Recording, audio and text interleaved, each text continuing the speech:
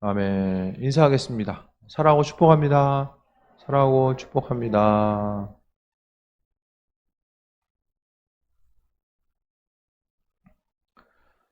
성경에서 예수님께서 행하신 수많은 기적과 능력이 있는데 그 능력들, 그러니까 예수님께서 이 땅에서 행하셨던 모든 것들은 쉽게 말씀드리면 예수님이 이 땅에 임하셨다라는 것은 바로 하나님이 이 땅에 임하셨다라는 것이고 하나님 나라가 이 땅에 실현되었을 때에 하나님 나라가 이 땅에 임하게 되었을 때에 나타나는 현상들 그것에 대해서 총칭해서 나타나게 됩니다.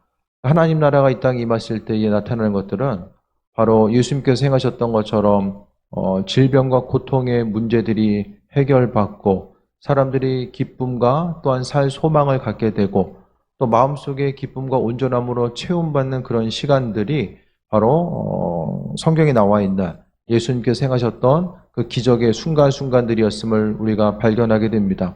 그래서 우리는 성경 가운데 예수님께서 행하셨는 내용들을 보면서 어떤 치유와 회복들 또 때로는 예언의 말씀들 또 때로는 귀신을 쫓아내는 이런 내용들을 볼 때마다 먼저 이제 예수님께서 이와 같은 능력을 행하시는구나. 단순히 그것만 바라보기보다는 조금 더 넓은 차원에서 바라봐야 되는데 하나님 나라가 이 땅에 임했을 때에 예수님을 마음속 깊은 곳으로부터 만나고 교제했을 때에 주님으로 인해서 펼쳐지는 그러니까 우리는 그리스도 예수 주님을 통해서 하나님 나라가 이 땅에 온전히 이루어지는 것을 보게 됩니다.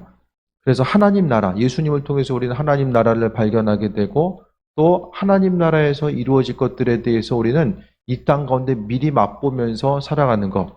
그래서 오늘 예수님께서 행하셨던 것은 하나님 나라가 이 땅에 임했을 때는 귀신 들린 사람이 자유함 받는 것. 귀신의 그 핵심은 죄죠, 죄. 그러니까 죄로부터, 귀신으로부터 해방된다는 것은 죄로부터 또한 흑암의 권세로부터 해방받는다라는 사실을 말씀하고 있습니다. 그래서 예수님께서 행하셨던 것들 하나하나 볼 때마다 오병이어의 기적도 그렇고 또 죽은 나사로를 살리는 것도 그렇고 모든 것들이 다 하나님 나라가 이 땅에 임하게 되면 어떠한 현상들이 나타나는지에 대해서 우리가 알게 되고 또 제자들에게도 그 하나님 나라에 대해서 설명하시기 위해서 나타내시기 위해서 친히 행하셨던 모습을 보게 됩니다. 그와 같은 관점 가운데서 또한 보게 되면 강력한 적대적인 세력, 그러니까 여기서 나와 있는 이런 귀신들이 적대적인 세력으로서 나타나게 되는데 이 모든 눈앞에 있어서의 환난과 어려움들, 우리 한 사람 한 사람을 힘들게 하는 이런 적대적인 세력들, 이 모든 것들은 그리스도 예수를 통해서 극복된다라는 것에 대해서 말씀하고 있어요. 다양한 여러 가지 문제들이 있지만 그 가운데서 그리스도 예수께서 주인 되시고 또 오로지 예수님을 통해서만이 그 모든 문제들이 하나하나 해결될 수 있음에 대해서 말씀하고 있습니다. 오늘 본문의 내용은 변화산에서 예수님께서 야고보와 베드로, 야고보, 요한을 데리고 이제 산에 가셔서 또 기도하시고 또 예수님의 얼굴이 이제 형상이 오늘 보게 되면 정말로 얼굴에서 빛이 나는 그러니까 얼굴에서 광채가 나고 옷에서 광채가 나는 그런 모습들 예수님께서 하나님의 아들 되심에 대해서 이제 상징적으로 표현하고 있는 이런 변화산 사건이 있고 그 이후에 이제 산에서 내려오게 되죠. 예수님과 베드로, 야고보, 요한은 함께 있고 그 나머지 제자들이 이제 문제가 생깁니다. 여기 보니까 14절 보면은 서기관과 무리들 그러니까 서기관은 말씀을 연구하는 사람들이죠. 그래서 사람들이 모여서 이제 변론하는데 문제가 생겼어요. 무슨 문제인가? 온 무리가 15절에 예수를 보고 매우 놀라며 달려와 문안하거늘. 오늘 본문의 내용은 귀신 들린 아들이 있는 귀신 들린 자녀가 있는 아버지가 자녀를 데리고 왔는데 제자들이 어찌할 바를 모르는 거예요. 그 문제를 해결해야 되는데 해결할 수 있는 방법이 없으니까 제자들은 계속해서 예수님 언제 오시나 그것만 뚫어지게 지금 바라보고 있었던 거예요. 그래서 서기관들이 왔을 때에 사람들이 와서 아니 예수님은 스승인 예수님은 능력이 있으시고 여러 가지 일들을 행하시는데 제자들은 못하냐. 예를 들어서 이제 그런 것 때문에 제자들이 좀 어려움을 경험하고 있었는데 예수님께서 오시는 모습이 보이니까 그래서 이제 매우 놀랐다라는 것은 기쁨과 반가움에 이제 표현을 하고 있는 거예요. 그래서 달려와 문안했다는 것은 인사하고 그랬을 때에 제자들이 하도 반가워하니까 무슨 일이 있는가 하고 사람들이 몰려 있으니까 예수님이 물어보신 거죠. 너희가 무엇을 그들과 변론하느냐? 뭔가 좀 분위기가 심상치 않으니까 예수님이 제자들에게 물어본 거예요. 그랬을 때에 무리 중 하나가 대답하되 선생님 말 못하게 귀신 들린 내 아들을 선생님께 데려왔나이다. 귀신이 행하는 것은 사단이죠, 사단. 그러니까 사단이 이제 최상위 개념이라고 한다면 그 사단 아래에 이제 귀신들이 이제 포진하고 있는데 그 귀신들이 행하는 것은 아주 단순 명료합니다. 귀신이 행하는 것은 아주 단순합니다. 뭐 여러 가지 복잡하게 생각할 도 없어요.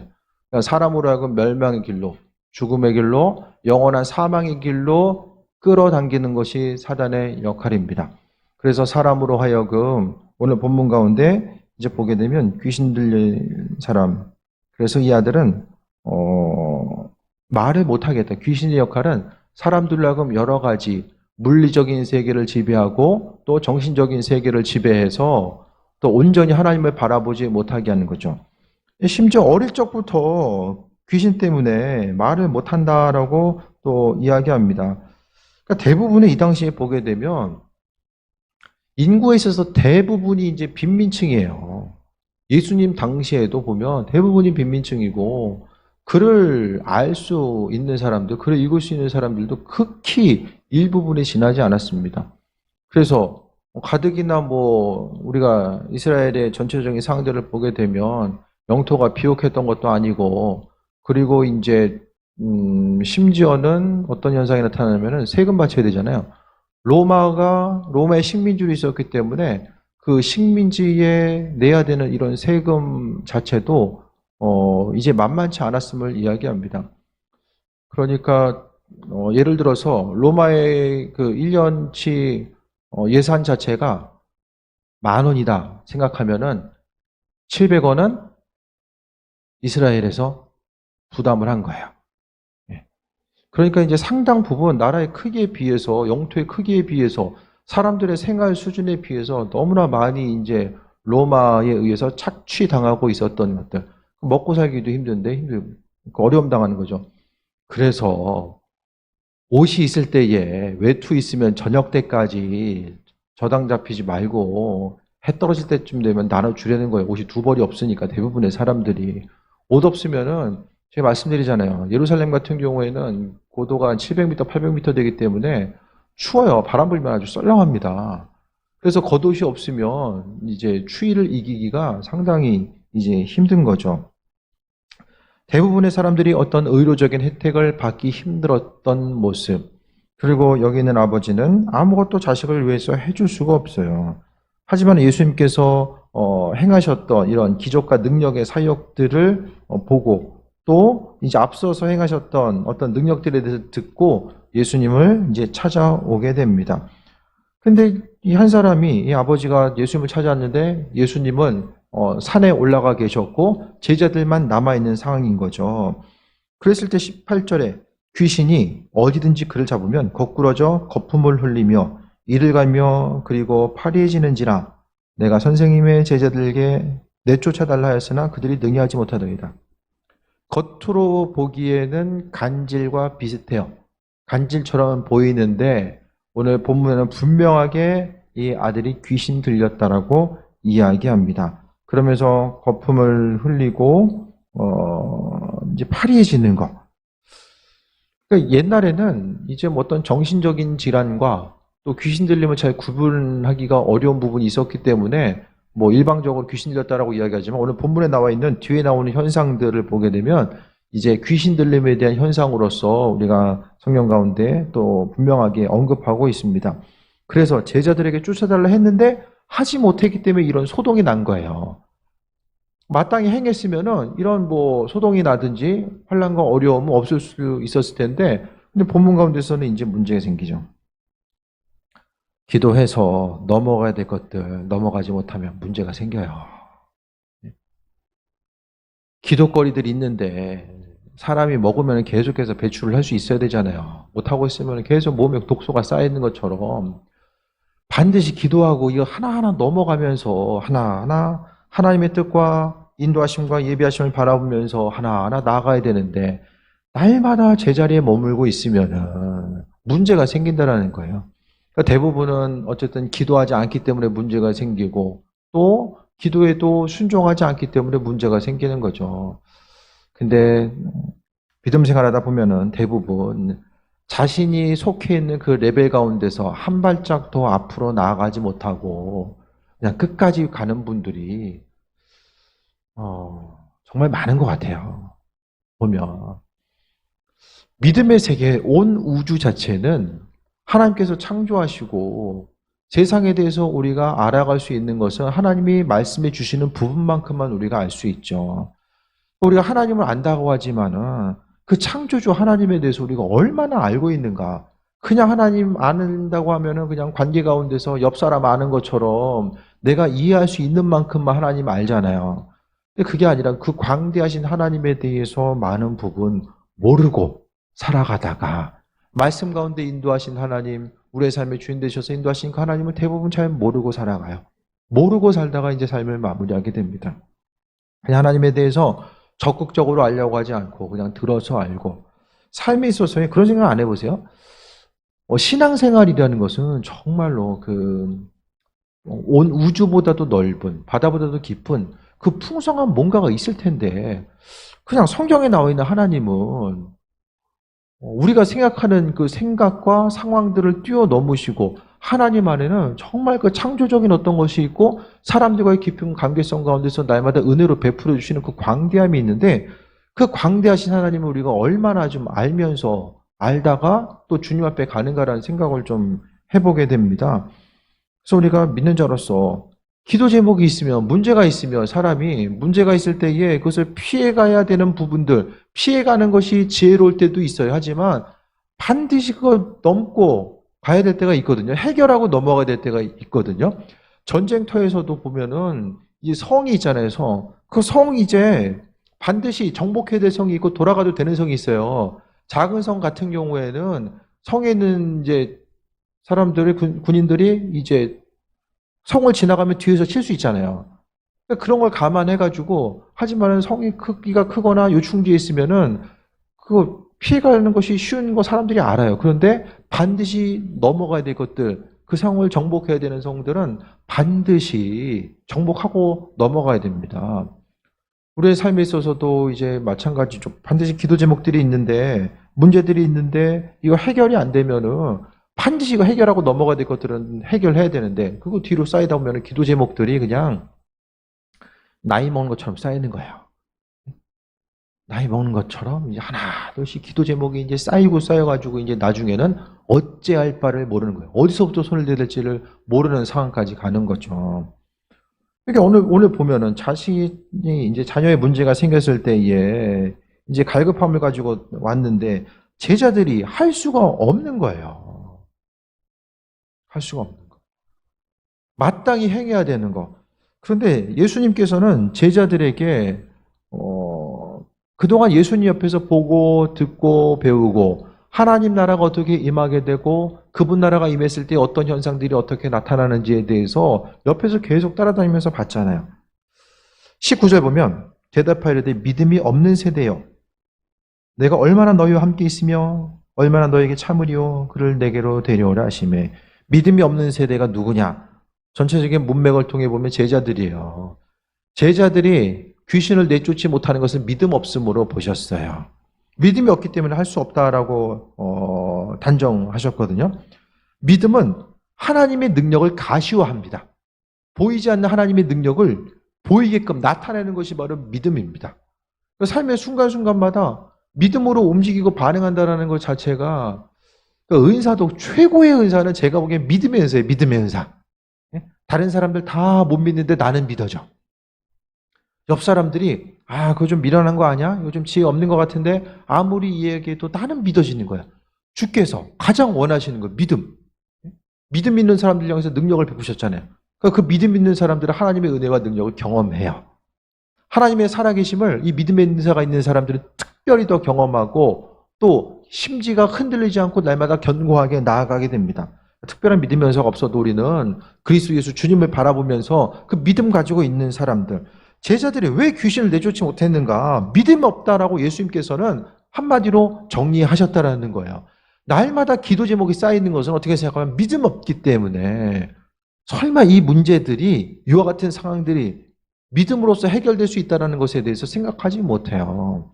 사람들이 기도해 봤는데도 안 된다고 생각하고 또 어느 정도 기다리다가 중간에 포기하거든요. 기도를 포기하고 기다리는 것을 포기하다 보니까 믿음이 가지고 있는 능력, 하나님은 때를 따라 아름답게 하신다라고 말씀하셨어요. 때를 따라서. 하나님의 때와 시간이 분명하게 존재하게 됩니다. 하나님의 때와 시간은 사람에게 가장 알맞은 때, 적합할 때, 사람에게서 스스로 생각하기에 가장 적합할 때는 언제입니까? 지금이죠. 기도 더 하기 힘들잖아요. 기다리기도 힘들고. 그러니까 우리가 가장 원하는 때는 바로 지금이에요. 지금. 지금 안 되면 앞으로도 안 될 것 같은 생각들이 우리 마음을 사로잡는 거죠. 믿음이 없는 세대여 내가 얼마나 너희와 함께 있으리라. 예수님이 가실 때가 됐어요. 하늘로 올라가실 때가 가까우니까 제자들이 아직도 맡은 바의 사역을 감당하지 못하는 것에 대해서 책망하고 계신 거죠. 주님을 따르는 이들에게 있어서 믿는 자들에게는 표적이 따르리니 분명히 말씀하고 있잖아요. 믿지 않는 이들에게는 고통이 따르는 거예요. 믿는 사람들에게는 하나님의 능력과 표적이 따른다라고 분명하게 말씀하셨습니다. 그래서 예수님께서는 제자들의 믿음 없음을 탄식하셨어요.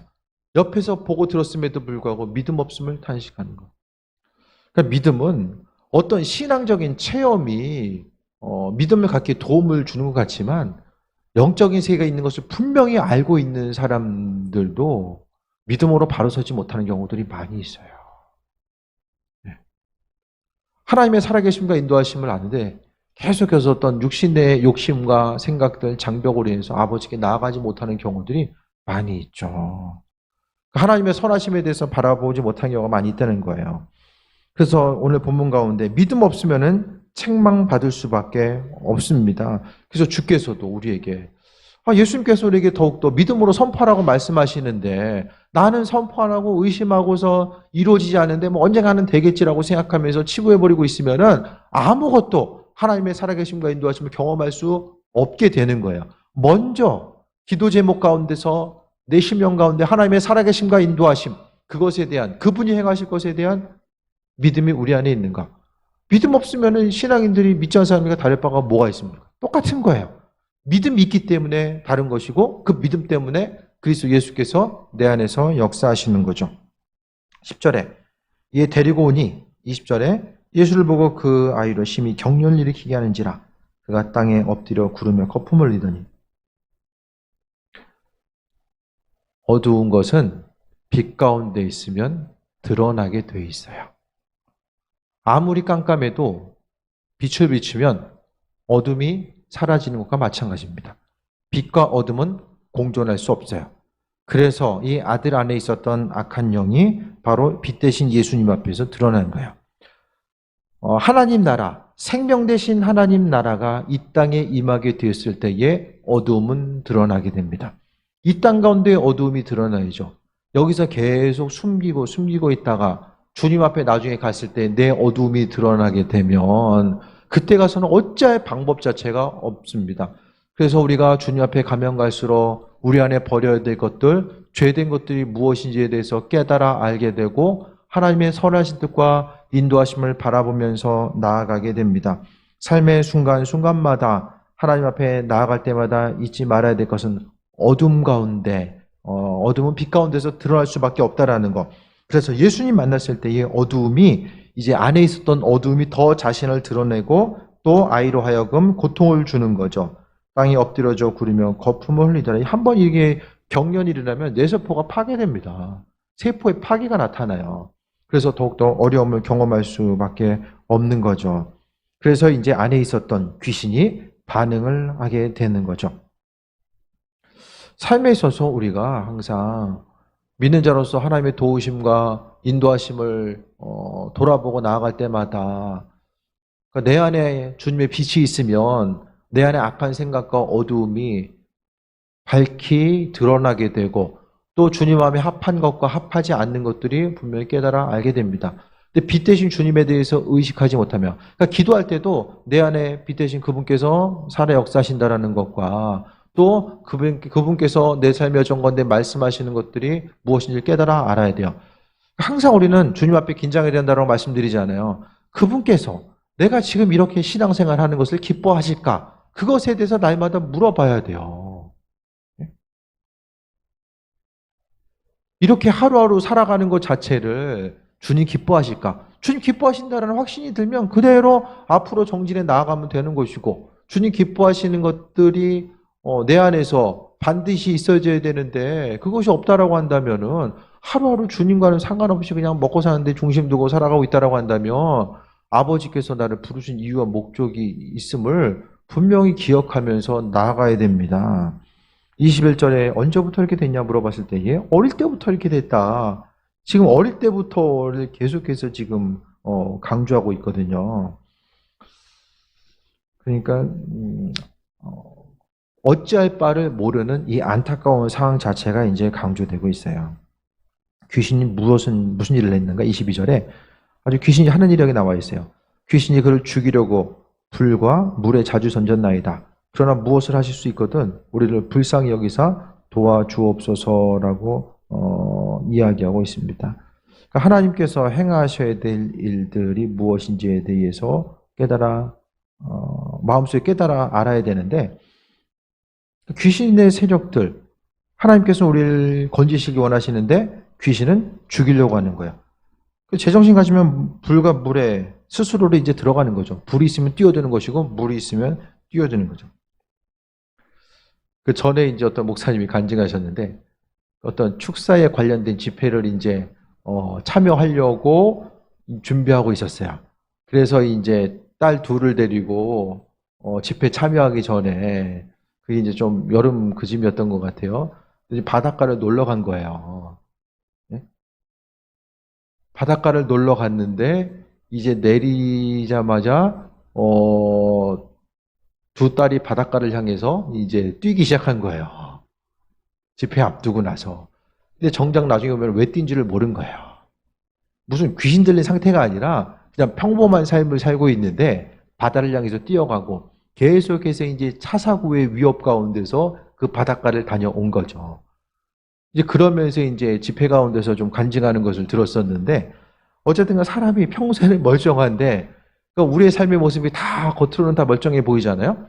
그런데 사실은 사단은 우리가 분명히 죄가 있기 때문에 죄를 근거로 해서 끊임없이 잠도 안 자고 졸지도 않고 먹지도 않고 끊임없이 사람의 마음 가운데서 움직여요.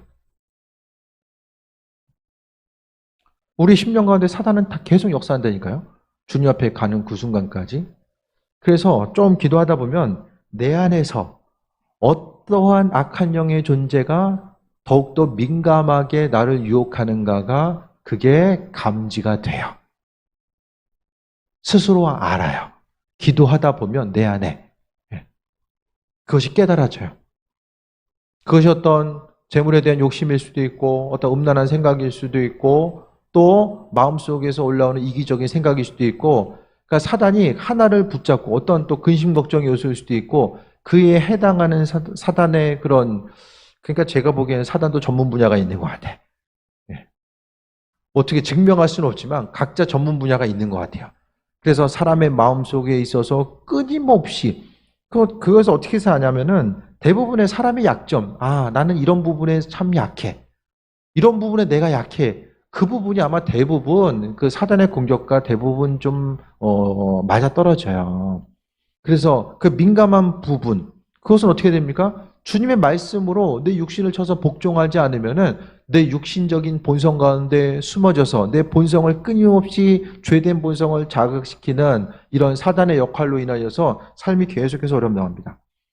그래서 어떤 우울한 본성이 있는 사람들은 끊임없이 그 우울함을 계속해서 공격하게 되고 또 사람을 믿지 못하는 성향이 있는 사람은 그 부분을 계속해서 보여지고 들려지고 생각하는 것들을 향해서 사람의 마음과 생각을 움직이고 조종하는 거죠. 그래서 믿는 자로서 항상 잊지 말아야 될 것은 내 안에 약한 부분이 무엇인지를 분명히 깨달아 알고 나아가는 거죠. 사단은 끊임없이 사람들 죽이려고 합니다. 육적으로 죽이려고 하고 영적으로 죽이려고 해요. 근데 영이 죽는 것을 잘 모르거든요. 육적으로 죽이는 거, 하나님의 보호하심과 인도하심 가운데 우리가 살아가고 있잖아요. 하루하루 살아감이 주님의 은혜입니다. 근데 더 두려운 것은 몸이 죽는 것보다 영적으로 죽는 걸 잘 몰라요. 주님 원치 않는 신앙의 모습이 있고 주님께서는 온전한 헌신자로서 각각의 한 사람 한 사람의 직분을 맡겨주시고 사명 감당하라고 말씀하셨는데 사명 저희도 말씀드렸잖아요. 사명 감당하지 않음이 별로 내 인생 가운데 중요하지 않은 것으로 인식이 됩니다. 그래서 신앙생활하면 그냥 사명 감당해야지만이 주님 원하시는 온전한 모습 또 오늘 제자들이 어땠습니까? 귀신 내쫓지 못하니까 책망받았잖아요. 기도 안 하고 예배 참석 안 해가지고 책망받은 것이 아니라 마땅히 감당해야 될 것들 감당하지 않았기 때문에 그럴 만한 능력이 없었기 때문에 시간이 되어지면은 직분을 받고 시간이 어느 정도 되면은 그에 합당한 능력들이 구비되어야 됩니다. 기도하면은 하나님 각각의 직분에 맞춰서 감당할 수 있는 은혜와 능력을 주세요. 그래서 항상 잊지 말아야 될 것은 제가 주님 만날 준비가 날마다 돼 있어야 된다라고 말씀드리죠. 귀신은 끊임없이 우리를 하여금 죽이려고 하고 영적으로 무감각하게 만들고 세상 것들만 바라보면서 근심걱정하다가 날마다 신앙인인데 세상 것 근심걱정하다가 그냥 그거 붙들고 절절하다가 주님께 가다 보면은 결국에는 주님과는 전혀 상관없는 삶을 살다 보니까 그렇게 되면 이제 아버지 앞에 상급이 없는 거예요. 내가 내 삶을 살았지 주님의 삶을 살지 않았기 때문에 아버지와는 상관없는 삶을 살다가 마무리되는 거죠. 근데 점점 어떻습니까? 시대가 가면 갈수록 주님의 말씀 앞에 무감각해져요. 하나님 말씀 앞에 이전 세대의 신앙인들은 성경 말씀, 하나님 말씀에 대해서 존귀하게 여기고 그 말씀을 두려워하고 그 말씀 때문에 참 부담감을 가지고 살아갔거든요. 근데 이 이후의 세대들을 보게 되면 하나님 말씀이 별로 심각하지 않아요. 뭐 별로 이렇게 중요하게 인생 가운데 다가오지 않는다라는 거죠. 예를 들어서 그 롯의 사위들이 롯이 얘기하니까 농담으로 여기죠. 농담으로. 그래서 교회에서 선포되는 말씀 가운데서도 되게 성경 말씀도 우리에게 기쁨과 위로를 주는 말씀도 많지만 되게 아주 심각하게 부담되는 내용들도 상당히 많거든요. 근데 그 말씀 자체가 더 이상 우리 심령 가운데 부담으로 다가오지 않는다라고 한다면 그게 뭐냐면 죽은 거예요. 죽은 거. 영이 죽은 사람들은 말씀에 반응하지 않아요. 죽은 거예요. 듣는 거 싫어하고. 영이 죽은 거.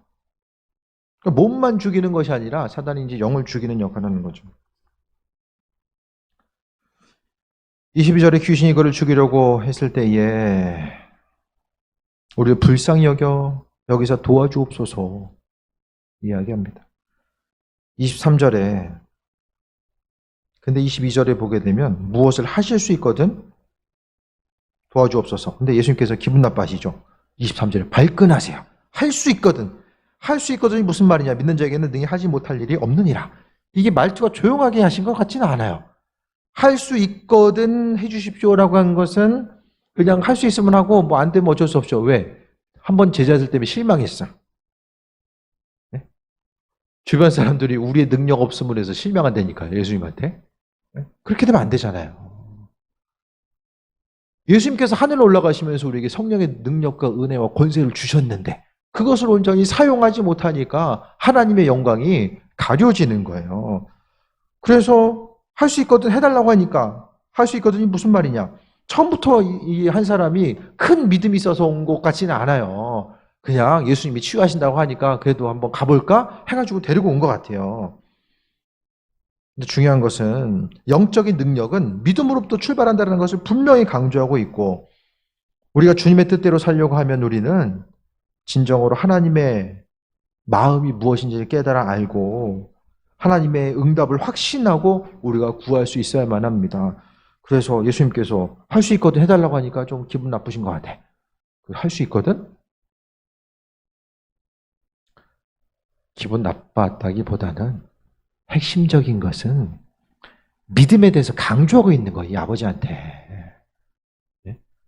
믿음의 능력이 무엇인지, 제자의 삶에 있어서 믿음이 왜 중요한지, 믿음이 어떤 것들을 이루는지에 대해서 예수님 자신의 능력 때문에 이와 같은 일들이 나타나는 것이 아니라 그 한 사람이 가지고 있는 믿음, 하나님을 향한 온전한 믿음이 그것으로부터 아들이 자유 안 받으시다라는 사실을 예수님께서 강조하기 위해서 오늘 본문 가운데 믿는 자에게는 능히 하지 못할 일이 없다라고 말씀하고 있습니다. 그래서 예수님은 아예 아버지의 믿음을 가지고 있고 있어요. 그래서 성경에서 보면은 단순히 예수님의 치유 사건은 질병으로부터 고침받았다. 그럼 뭐예요? 여기 있는 성경에서 있는 사람 다 죽었잖아요. 살아남은 사람 한 사람 있어요. 다 죽었지? 질병이 있느냐 없느냐, 단순히 눈에 보이는 문제가 해결받느냐 안 받느냐, 그것보다는 그 한 사람의 영혼 구원의 문제, 그것에 대해서 더 예수님께서는 마음에 중심을 두신 거예요.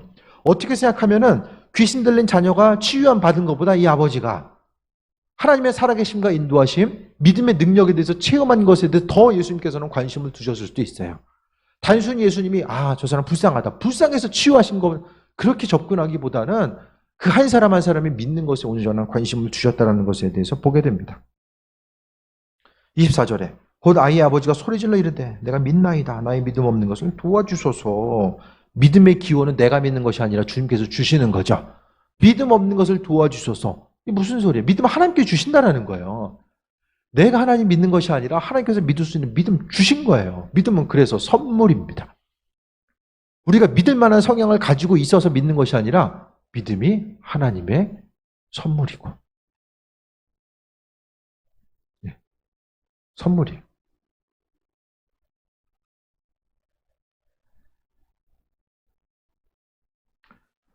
예수께서 말씀하십니다. 말 못하고 못 듣는 귀신아 내가 내게 명하느니 그에게서 나오고 다시 들어가지 말라 하시매. 예수님은 말로 선포하셨죠. 그러니까 우리가 어떤 사역을 할 때도 내 안에 예수님이 계시기 때문에 그 예수님의 말씀이 내 입술을 통해서 나왔을 때에 사단이 반응하는 거예요. 무슨 부적처럼 예수님의 이름을 사용하는 것이 아니라 주께 대한 믿음이 있는 사람들이 선포했을 때에 눈에 보이는 세계가 움직이고 반응하게 됩니다. 우리가 만약에 예수님을 향한 믿음이 없습니다. 나도 안 믿는데 사단이 그거 반응하겠습니까? 내가 안 믿는데? 내가 순종하지 않는데 사단이 그 말씀에, 예수님 말씀에 그거 반응합니까? 그게 능력이 없는 건데? 내 안에 예수님이 없는데 예수님 이름 사용한다고 그게 되는 게 아니에요. 내 안에 주님을 향한 절대적인 순종과 믿음이 있을 때에 그 강력함, 내가 순종하는 만큼 내 안에 주님의 능력이 더욱더 풍성해지고 예수님께서 나를 통해 일하시는 거죠. 주님께서 마음에 감동 주셨을 때 아네요. 주님 내 사정과 형편 아시죠? 주님께 다 알고 계세요. 아시지만은 책임은 내가 지는 거예요. 헌신하기 힘든 상황 아시죠? 다 아신다니까요. 사정과 형편 다 아시죠? 그럼에도 불구하고 책임은 우리가 지는 거예요. 하나님의 관점은 세상에서의 전부가 아니라 하나님 나라, 거기에 중심을 두고 있기 때문입니다. 예수님께서는 다른 것이 아니라 말씀하셨어요. 말씀하시니까 눈에 보이는 물리적인 세계가 반응하고 귀신이 소리 지르고 심히 격렬을 일으키게 하고 귀신이 나갈 때도 그냥 안 나가고 사람으로 하고 고통을 주고 나아가는 거죠. 고통이 얼마나 심했으면은 죽은 것처럼 보이는 거예요. 사람들이 보니까 이제 죽었구나. 심하게 격렬을 일으키니까 죽었다라고 생각을 하게 된 거죠. 귀신 우습게 여기면 안 됩니다. 날마다 우리를 째려보고 있는 귀신을 우습게 여겨서는 안 돼요. 사단과의 싸움에 승리하기 위해서는 중요한 것은 내가 순종하면 돼요. 하나님 말씀 앞에 민감하게 반응하고 순종하면 사단도 움직이고 반응합니다. 그런데 내가 예를 들어서 주님의 말씀에 순종하지 않으면 사단이 주는 생각을 계속해서 따라가게 되면 나는 주님의 종이 아니라 사단의 종이죠. 그러니까 내 안에, 사단과 내 안에 있어서의 어떤 연결 통로가 이제 열려지는 거예요. 그러니까 사단이 내 안에 집을 짓고 나가려고 하지 않고 계속해서 그 자리에 있는 거죠.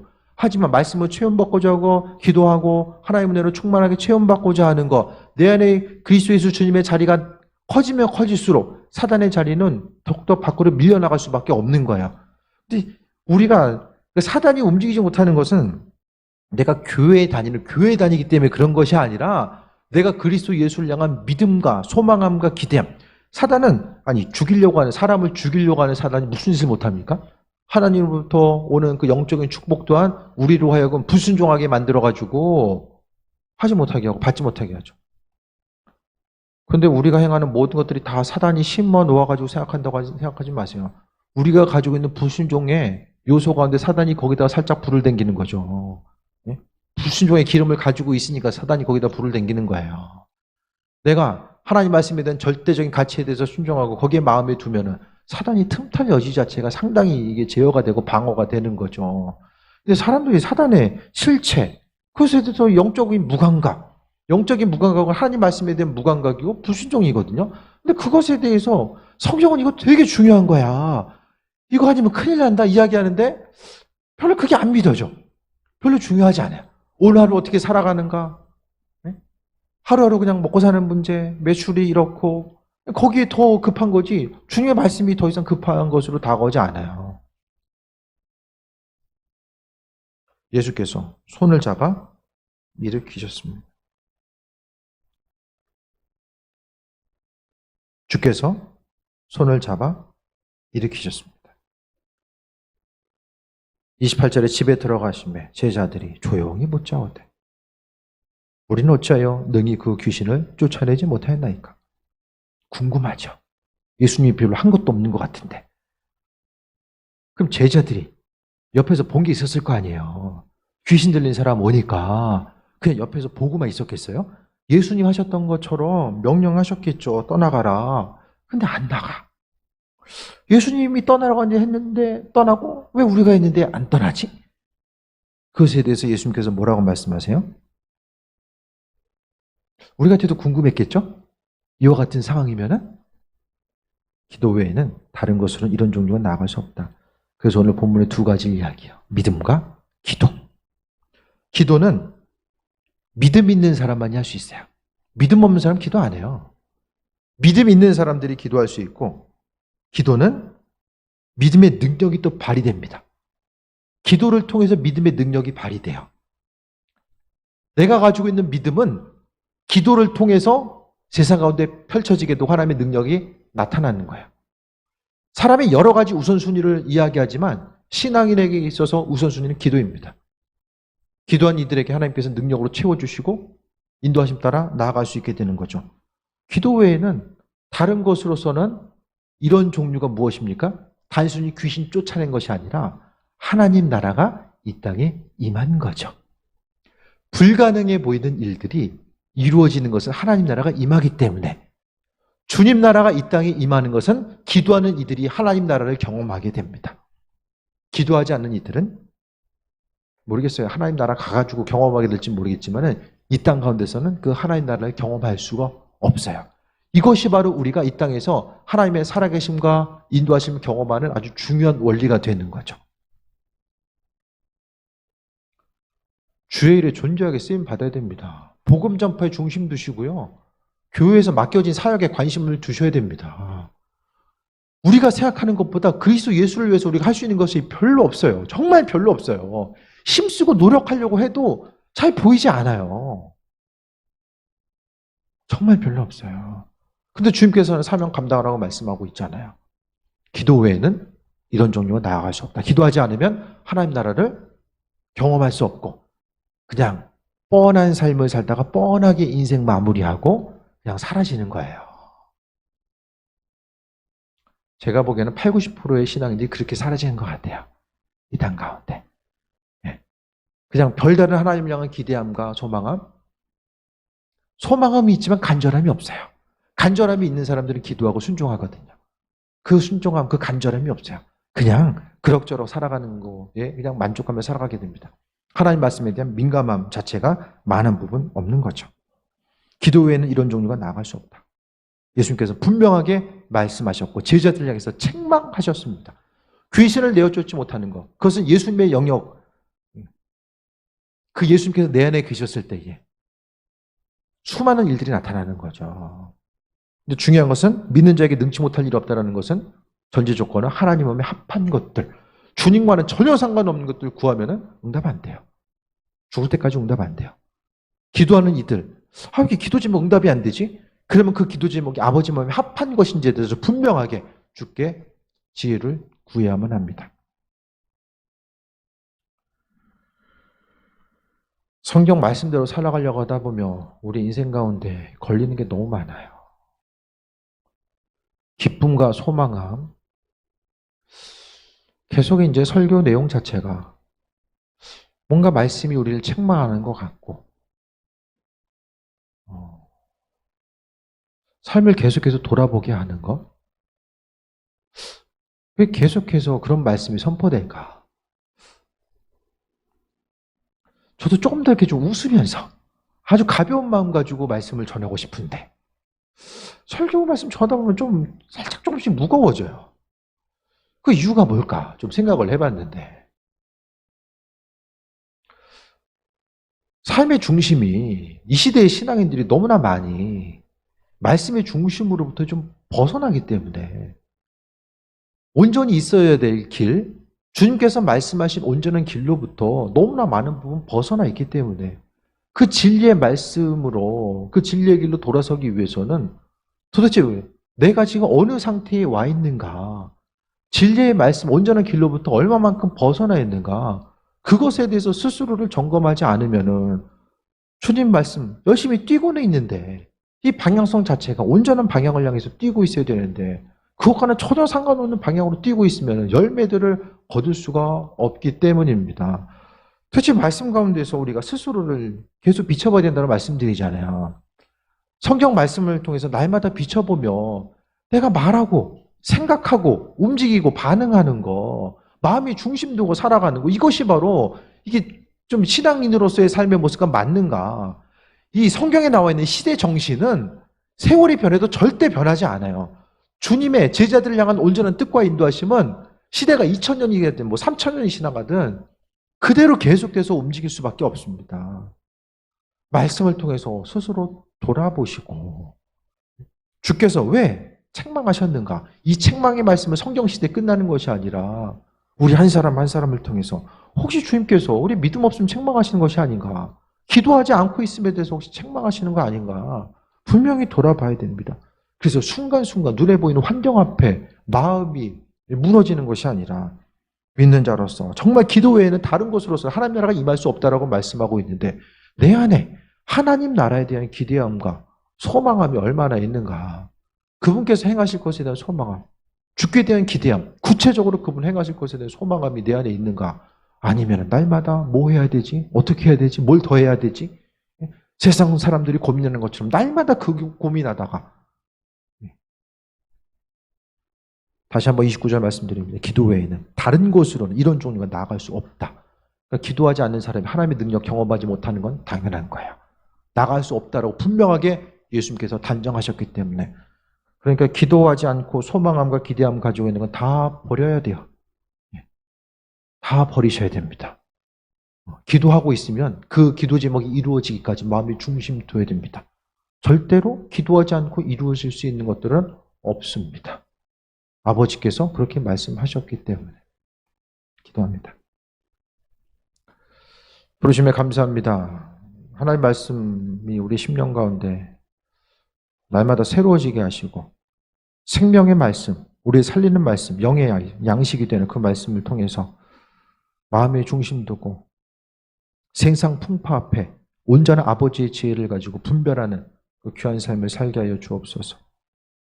시대 가운데 우리를 사용하여 주시고 우리가 할 수 있는 건 없는 것 스스로 판단하지 않게 하시며 생명 대신 그리스도 예수로 강건함 누리는 귀한 삶을 살게 하여 주옵소서. 모든 것이 다 주님의 은혜입니다. 모든 것이 다 아버지의 은혜입니다. 영광 받으시고 삶의 순간순간 아버지 하나님, 하나님의 살아계심과 인도하심을 비춰 주옵소서. 예수님의 이름으로 기도드립니다. 아멘.